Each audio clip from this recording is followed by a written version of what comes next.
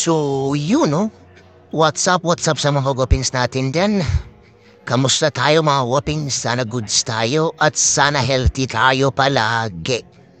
So, sa mga whoppings natin dyan, bagong vlog natin ngayon, bagong taon, this 2024. So, nagbabalik tayo muli mga whoppings. So, ganun lang ang routine natin mga whoppings. Kailangan healthy, kailangan daily routine natin, kailangan natin ang katawan is laging intact.